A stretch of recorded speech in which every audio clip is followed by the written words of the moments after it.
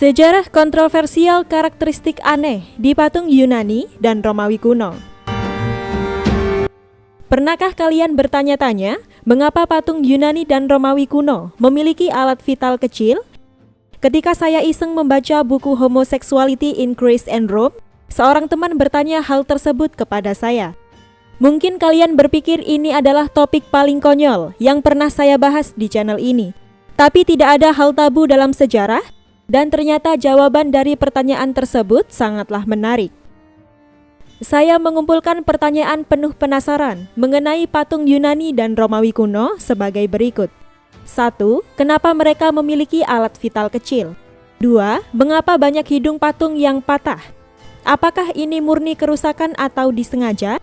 3. Kenapa banyak patung tidak punya lengan? 4. Kenapa beberapa patung tidak punya kepala? 5. Kenapa mereka selalu berotot? Dan yang terakhir, kenapa warna patung selalu putih? Berikut adalah sejarah lengkap karakteristik aneh di patung Yunani dan Romawi kuno. Sebelum kalian lanjut, jangan lupa klik tombol subscribe, like, komen, dan share agar channel ini bisa berkembang untuk memberi informasi seputar sejarah dunia. 1. Alasan patung memiliki alat vital kecil. Pertama, nilai budaya tentang kecantikan pria sangat berbeda pada masa itu.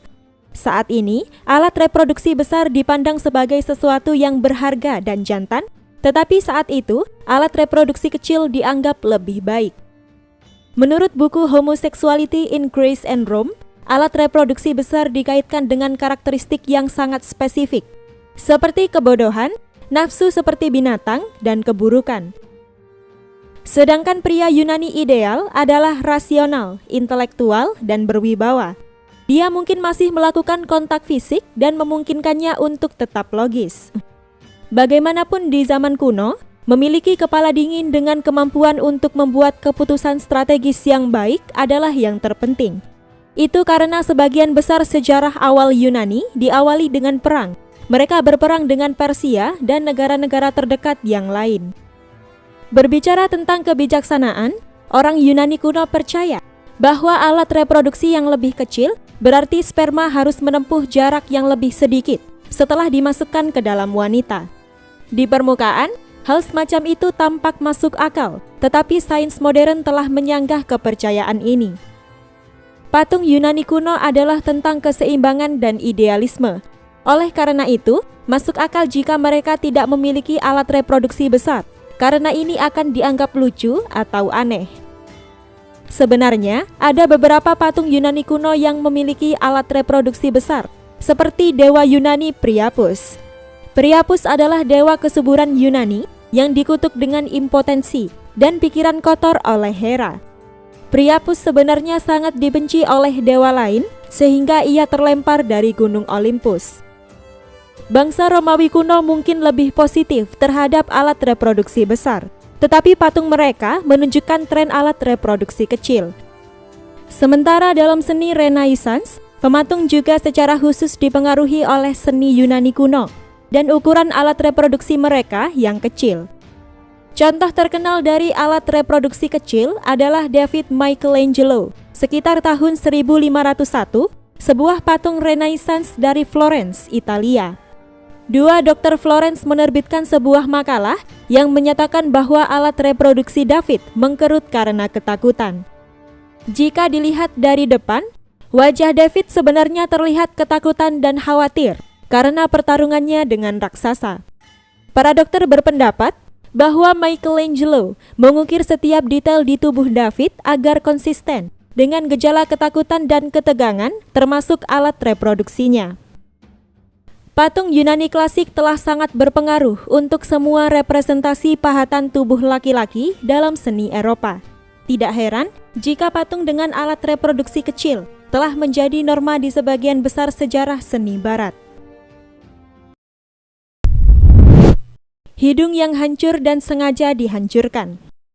Kalian mungkin berpikir bahwa dengan patung setua ini, tampaknya wajar bahwa akan terjadi beberapa kerusakan, termasuk hidung mereka yang mungkin pecah dan jatuh di beberapa titik selama ribuan tahun. Tetapi karya relief seringkali menunjukkan jenis kerusakan yang sama pada wajah, dan ini menunjukkan pola yang disengaja. Seperti yang diungkapkan dalam ikonoklasme di Saint Louis, kerusakan hidung yang berulang ini bukanlah suatu kebetulan, melainkan penghancuran yang disengaja dan dimotivasi oleh kepentingan politik dan agama. Zaman dahulu, patung Mesir kuno dianggap sebagai portal menuju para dewa. Orang Mesir menjadikan gambar dan patung sebagai tempat peristirahatan makhluk gaib. Patung adalah tempat di mana manusia dapat berhubungan langsung dengan para dewa atau berkomunikasi dengan manusia yang telah meninggal, di mana rohnya bersemayam di dalam patung. Ketika patung tersebut rusak, itu mengganggu komunikasi antara dunia roh dan orang-orang di bumi. Namun mereka yang berusaha untuk memusatkan kekuatan justru ingin agar komunikasi dunia roh dan orang bumi menjadi terputus. Pada akhir zaman kuno, benda lain dihancurkan karena kekristenan, dan pada masa kebangkitan Islam, menghancurkan berhala menjadi hal lazim. Mesir kuno masih dipandang sebagai suatu ancaman, dan merusak patung-patung mereka adalah salah satu cara untuk mencegah pemujaan. Masalahnya, mengapa mereka menargetkan hidung patung untuk dirusak daripada menghancurkan seluruh patung secara langsung? Jawabannya sederhana, hidung adalah sumber nafas, kehidupan, dan cara termudah untuk membunuh roh di dalam patung adalah dengan mencabut hidungnya. Sementara patung-patung itu akan dibiarkan di tempatnya sebagai demonstrasi kemenangan kekristenan. Jika kalian perhatikan, pasti akan sangat susah merusak hidung patung di mana pahatannya terbuat dari basal dan granit. Menjadi lebih jelas bahwa perusakan ini disengaja. Faktanya, kekristenan masa itu dan bahkan beberapa Fir'aun sebenarnya memiliki kebiasaan merusak karya seni karena budaya ikonoklasme yang mengakar. Penghancuran karya seni yang disengaja adalah cara untuk melawan kekuatan budaya dan politik dari patung tersebut. Sebagai contoh, ketika pemerintahan Hatshepsut dinasti 18 sekitar tahun 1478 sampai 1458 sebelum Masehi. Ketika Hatshepsut meninggal setelah 22 tahun memerintah sebagai Fir'aun dengan anak tirinya Thutmose III yang memerintah 1479 sampai 1425 sebelum Masehi. Thutmose III berusaha menghapus Hatshepsut dari sejarah dengan menargetkan karya seni yang mirip dengannya. Sekaligus, ia mencoba memastikan suksesi akan melewati garis keturunannya dan bukan garis mendiang ibu tirinya.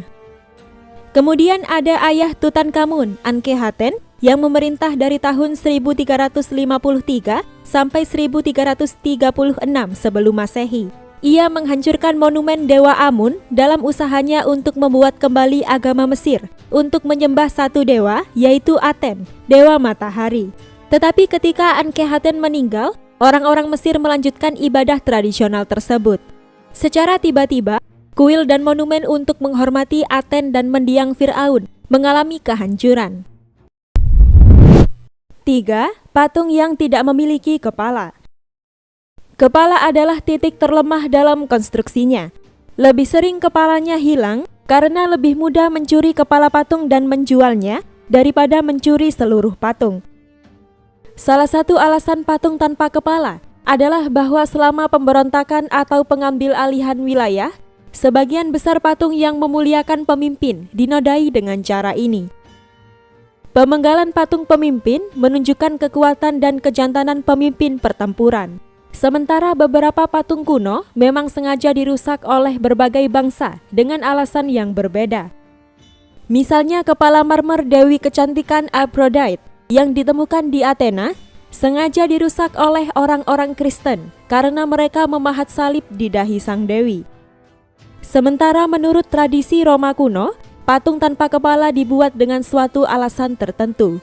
Beberapa orang Romawi sengaja membuat patung khususnya untuk mengenang para pahlawan, orang terkenal, dan pemimpin.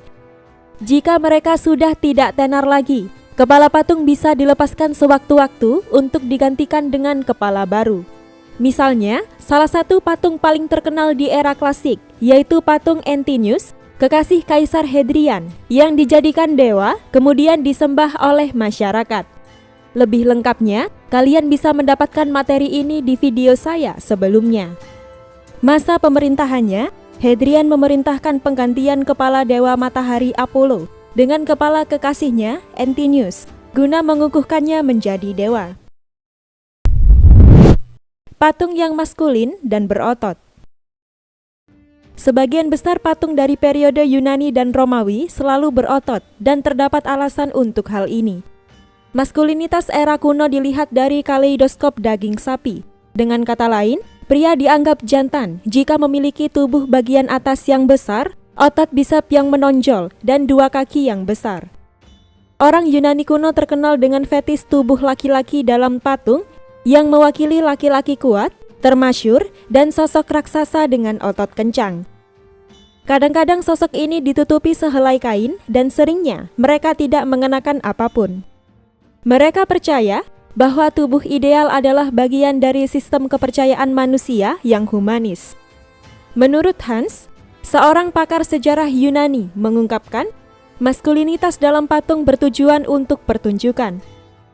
Hans menegaskan jika tidak ada manfaat struktural pada otot yang diukir.